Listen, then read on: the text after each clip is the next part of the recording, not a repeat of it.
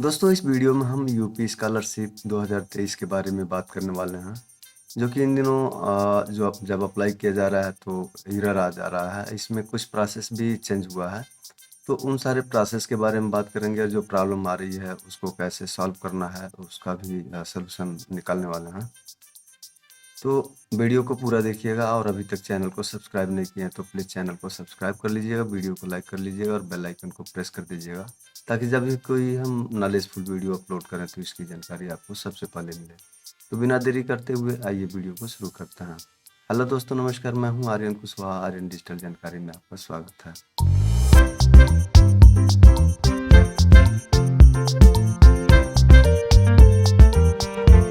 दोस्तों इसके लिए जब भी हम क्रोम ब्राउज़र ओपन करते हैं और स्कॉलरशिप का जो यूपी का स्कॉलरशिप है इसको ओपन करते हैं तो स्टूडेंट वाले पे आके चूँकि हम रजिस्ट्रेशन कर चुके हैं तो फ्रेश लॉगिन करके दिखाते हैं। अब फ्रेश लॉगिन पे करने पे जो प्री मैट्रिक स्टूडेंट्स लॉगिन है,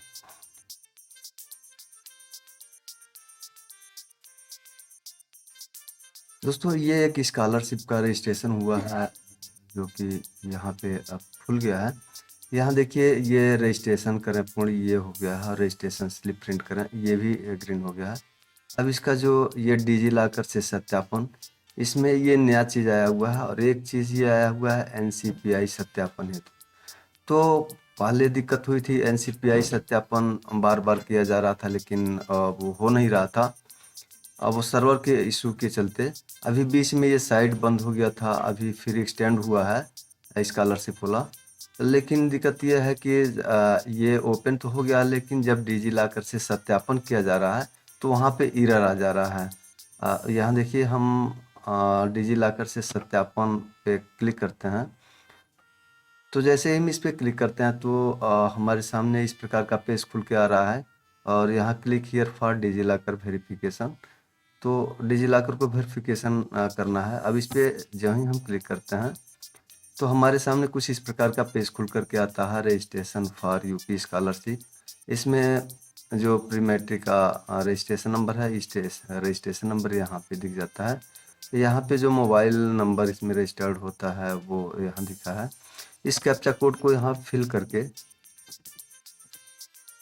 और इस बॉक्स में टिक करके जनरेट ओटीपी पे क्लिक कर देते हैं। अब जैसे ही जनरेट ओटीपी पे क्लिक करते हैं तो उस रजिस्टर्ड मोबाइल पे एक ओटीपी जाता है। अब उस ओटीपी को यहाँ हम फिल कर लेते हैं। तो हम ये मोबाइल पे जो ओटीपी आया था उस ओटीपी को फिलअप कर लिए और इस कैप्चा बॉक्स में यहाँ पे फिल कर दिया है और यहाँ पे टिक करके सबमिट ओटीपी पे क्लिक कर लेना है। अब जैसे ही हम सब सबमिट ओटीपी पे क्लिक करते हैं तो हमारे सामने कुछ इस प्रकार का बॉक्स खुल के आता है, यहाँ ओके कर देना है। अब यहाँ पे दो ऑप्शन दे रहा है, मोबाइल और आधार यूजर नेम। तो यहाँ कोई एक चीज़ से यहाँ हम कर लेते हैं, या तो मोबाइल नंबर या आधार पे। तो हम अभी हम मोबाइल नंबर से ही कर लेते हैं। तो यहाँ मोबाइल नंबर फिलअप करना है, यहाँ नेक्स्ट के बटन पे क्लिक कर लेते हैं। अब जैसे ही नेक्स्ट के बटन पे क्लिक करते हैं तो यहाँ पे 6 डिजिट सिक्योरिटी पिन मांग रहा है। जो डिजिलॉकर में आप पिन बनाए थे 6 डिजिट का, वो पिन यहाँ फिल करना है और पिन को फिल करके यहाँ साइन इन पे क्लिक कर लेना है। अब जैसे ही साइन इन पे क्लिक करते हैं तो हमारे मोबाइल पे एक ओटीपी फिर से जाता है जो रजिस्टर्ड मोबाइल नंबर है और ईमेल है। तो कोई एक ओटीपी यहाँ डालना है, दोनों पे यानी ईमेल आईडी पे और मोबाइल नंबर पे एक ही ओटीपी जाता है।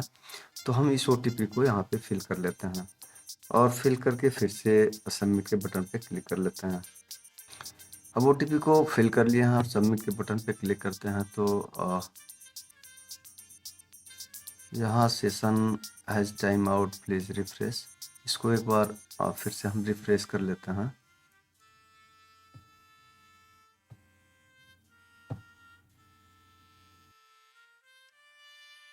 तो जैसे ही हम उस पर क्लिक करते हैं तो कुछ प्रोसेस ले रहा है और देखिए इस प्रकार का एरर सामने देखने को मिल जाता है। यहाँ लिखा हुआ है the remote server return an error 403 forbidden. हमने इसको दिन भर ट्राई किया, रात में 11 बजे के बाद भी ट्राई किया कि कहीं रात को भी सर्वर चल सकता है। 2 बजे रात को भी मैंने उठ के ट्राई किया और फिर अभी आपके 4 बज रहे हैं, तो 4 बजे भी मैंने ट्राई किया, लेकिन बार बार यही एरर आ रहा है।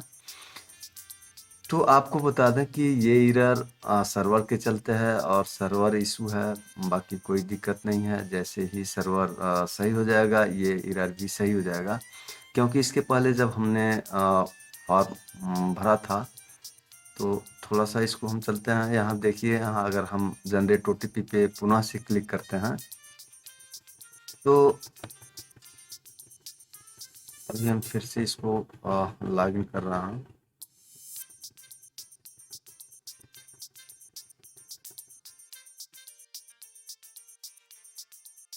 मैं इसको पुनः लॉगिन कर रहा हूँ। अब जैसे हम यहाँ लॉगिन करते हैं तो देखिए ये पेज खुल करके आ गया और देखिए यहीं तक रजिस्ट्रेशन स्लिप प्रिंट करें, यहीं तक है। अभी डिजिलॉकर से सत्यापन करें, ये अभी क्लियर नहीं हुआ है। और जब तक ये सत्यापन नहीं होता है तो इसके आगे कोई भी यहाँ जो दिख रहा है किसी पर भी यह ऑप्शन नहीं आ रहा है कि उसको क्लिक किया जाए।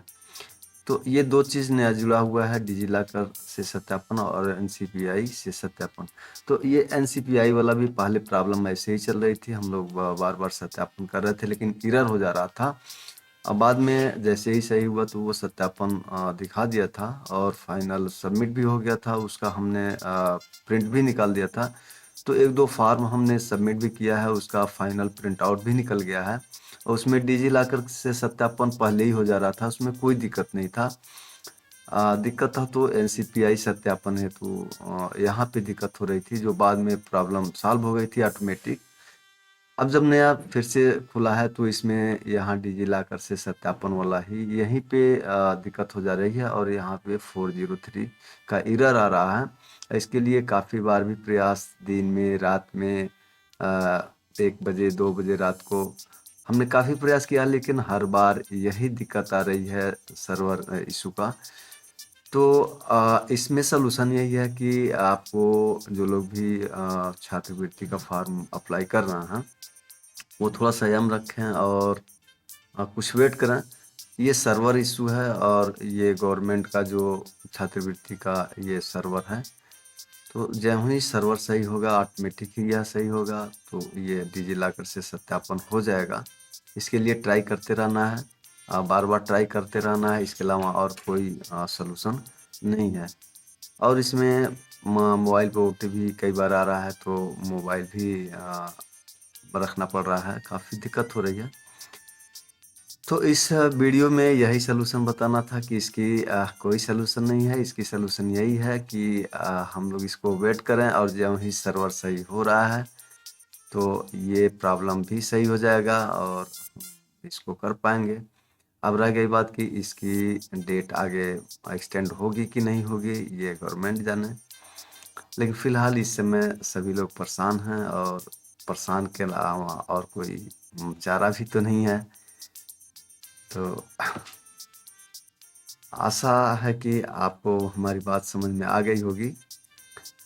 तो ऐसे ही नॉलेजफुल वीडियो पाने के लिए बने रहिए मेरे चैनल के साथ। चैनल को सब्सक्राइब कीजिए, वीडियो को लाइक कीजिए और बेल आइकन को प्रेस कर दीजिए। मिलते हैं किसी नए टॉपिक के साथ अगले वीडियो में, तब तक के लिए नमस्कार।